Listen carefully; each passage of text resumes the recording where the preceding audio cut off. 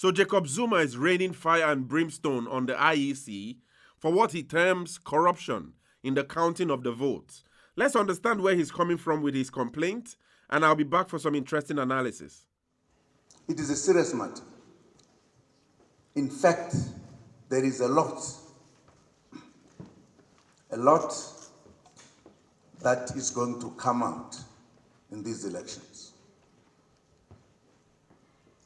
I fully support my colleagues here that nobody must force us to say now this is what are as a result. Well, the results are not correct.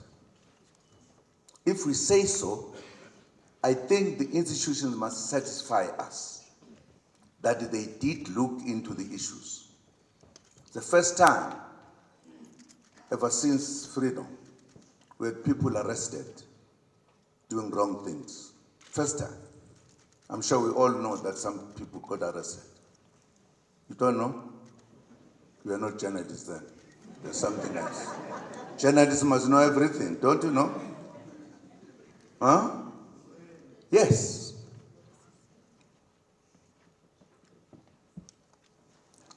We are going to need the time.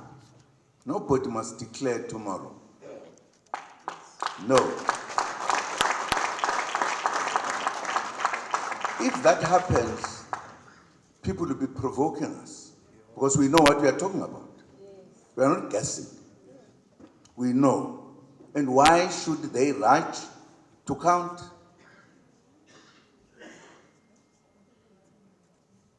And I'm hoping whoever is responsible is hearing what we are saying. Don't start trouble when there is no trouble.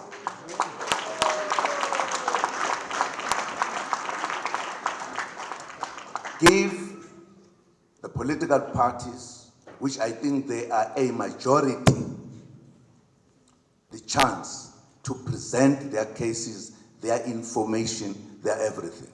Don't rush us. Part of the reason we've come to a point that there should be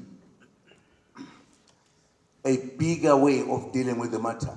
These who have been in charge can't investigate themselves. That's why we say there must be an open, clear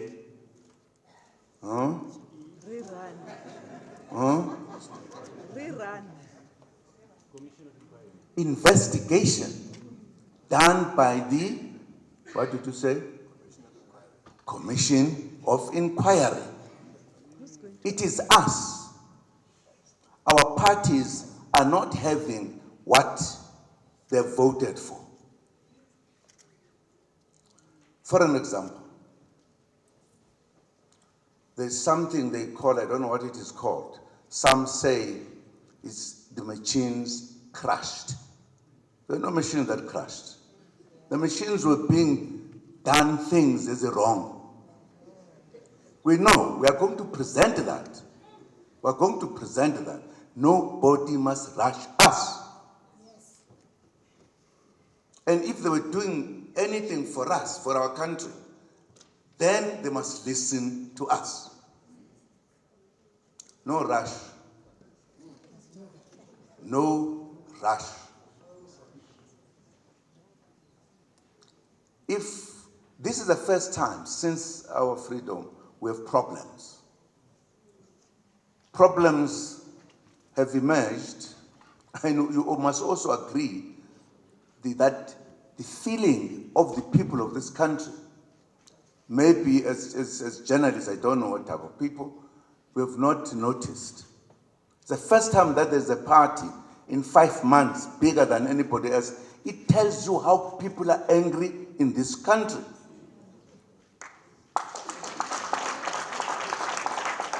I know you guys, you write very nice, perhaps for your bosses, whatever, I don't know.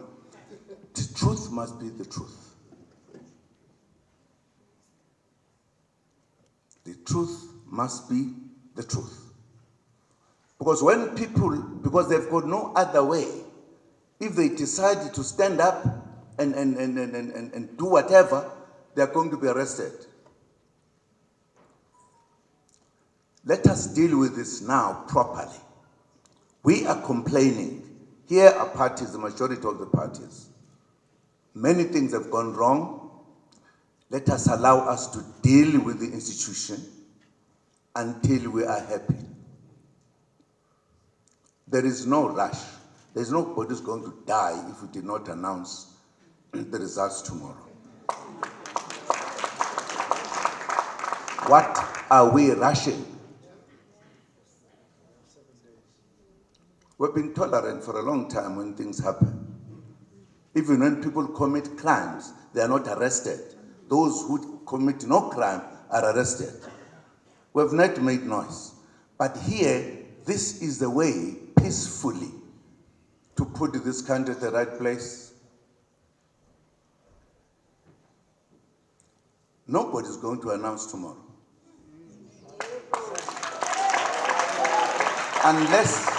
Unless they were not working with us. You can't have dictators who are going to tell you, when we tell them there are problems, they say no problem. When the problems are there, when they know them. We have got more information to give. Why do you rush to close the gap so that you move? We're not children. No. Asikhohli song sweet. But umunyunga nangu sweet ngosiyam mnandi. No. I just thought I should make that point, that we should be clear, all of us. Let us all work together. We are very keen. We need fair, what is another word we prefer? Free and credible. And transparent. Kanyangali.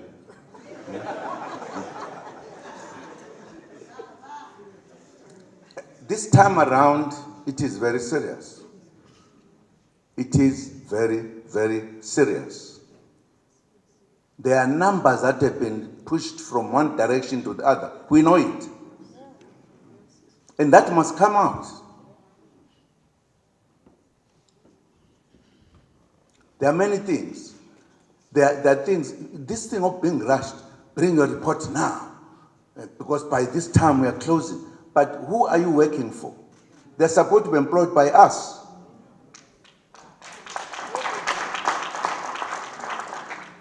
I'm saying this to people because this is not for us to trouble us as South Africans.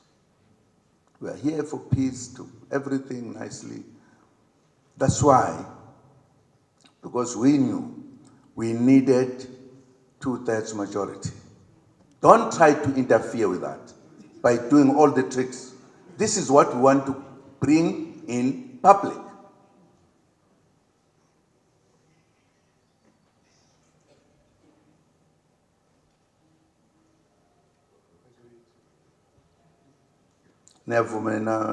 But are we with us? No. No. We are with them. As a man who told Now I'm saying those whom we are asking to receive our complaints must be tolerant. Take our complaints and move forward. Because if that does not happen, it means you must go to court. And then even say no announcement. We say so in court and produce evidence why we say so. I don't think we need to reach there. Yeah, so what do you guys think? Really interesting. But I found this really interesting analysis on this complaint by Jacob Zuma and the MK party in general on the Daily Maverick newspaper. And I thought that it would be really nice to just understand where the MK party is coming from this perspective. So the research says that the apparent threat by MK leader, former President Jacob Zuma, against the Electoral Commission is inherently about violence. However, he's also daring all other role players and most of the country, insisting that they bend to his will. So we see sort of like a comeback of that forceful One commentator actually spoke about how he's really a stubborn personality. He really has a really tough, stubborn personality, and it seems he's going to be bringing that in this whole election debate. So the research says that, although he's daring all other role players and most of the country, insisting them to bend to his will, the turnout may turn out to be an overreach, and many make any kind of working relationship with the ANC impossible. So he might be stretching his threats for violence too far, you see. So it says that there could be no doubt of the air. So it says that there could be no doubt in the air of the influence of Jacob Zuma's comments last Saturday, right? This comment he made on Saturday, the threat. So it says that in his first public comment since the election, he claimed the results are not correct. Results should not be declared. If you are declaring, you're provoking us. Don't start trouble. There's nobody who is going to die if we do not announce tomorrow. Nobody is going to announce tomorrow. So that's kind of like a threat, you see. This research speaks about how, he's putting a lot of threat for violence in the air to try to bend everyone to his will, and especially to the supporters. I think he got about, was it over 2 million votes or something like that by the MK party. It really shocked everyone. And so he's trying to use that critical mass of supporters as a way to build sort of like a campaign of imminent violence if the IEC and probably other role players do not bend to his will. So that's what this research says. Now, it goes on to say that coming from someone who has refused to disavow the violence that followed his brief imprisonment in July 2021, it is crystal clear what he's referring to. However, there was simply no possibility of the IEC and other role players accepting his threat. So even though he threatened them on Saturday, there simply was, the whole war continued to go on as it had been actually planned. First, despite multiple discouragements from the media on Saturday night, MK has still given no proof of evidence whatsoever about significant problems with the election. Without evidence, no reasonable person can take this threat seriously, okay? Secondly, while Zuma might say nobody is going to die if we do not announce tomorrow, he would simply keep repeating this as time wore on. If someone threatens violence, if you do this tomorrow, they would always threaten violence no matter what you do to it. The IEC had no choice but to go ahead. Also, the law is clear. The election results must be proclaimed quickly.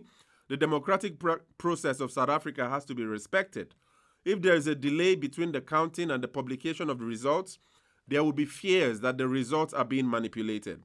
History shows, however, that in cases where there is violence after an election, it is often because of fears the election is being stolen. These fears are usually sparked when election results are delayed or their publication abruptly stopped. To delay the publication of results would be to stroke these fears. Okay, so according to this research, it would be wise for the IEC to just go on with its timeline and make the publication of results despite whatever threats comes from anybody and just continue with its initial plans. Now, the research further says that perhaps the most important reason nobody can give in to Zuma's threats is that he is a leader of a minority party. So he won 14.59% of the vote, and it will probably govern in KwaZulu-Natal. MK party would probably govern in KwaZulu-Natal, right?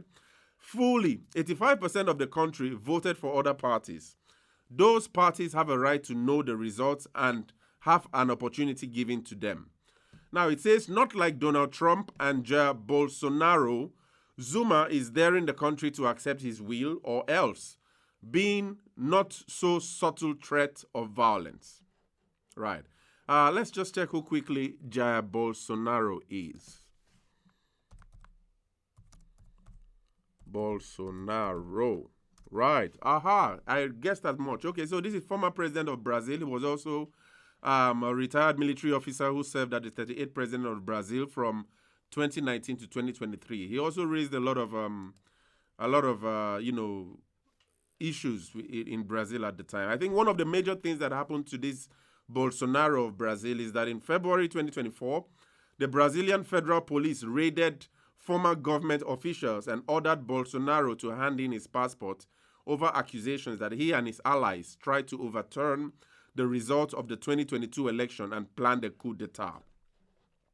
Okay, so that's the line in which this research is trying to equate Jacob Zuma to. So it's kind of like equating him to having sort of like a propensity to effectuate a coup d'etat because of the, crowd or critical mass of supporters he's been able to gather in a really short time in his comeback to SA politics.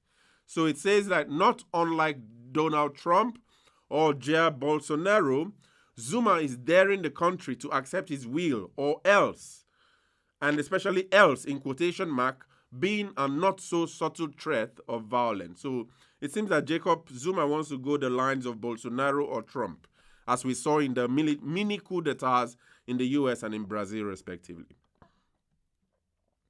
Now, it also goes on to say that Zuma, of course, is clearly aware of this, which is why other tiny parties were given a chance to speak at the press conference. Parties like S. Magushule's ACT, who had a total vote of 18,339 votes, or 0.11%, or Colin Makubele's SARA party, which had a total of 4,785%, or 0.03% of all the votes, have no support. So singly or together, they mean absolutely nothing and should be ignored. That's according to this research. It may also, in fact, place someone like the EFF leader, Julius Malema, in a complicated position. That's Zuma's threat now, because it says that when he voted on Wednesday, he said that he believed the elections would be free and fair. As the party most likely to work with the MK, he may now have to find this a complication.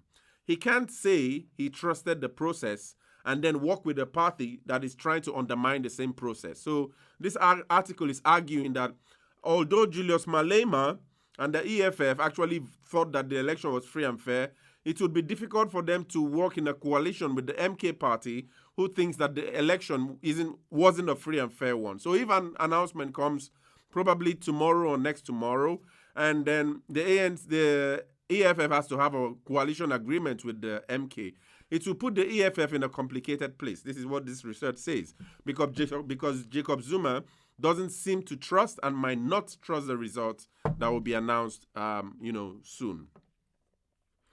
Now, the research says that Zuma's actions are simply not democratic, and he may have overplayed his hand to the delight of his opponents.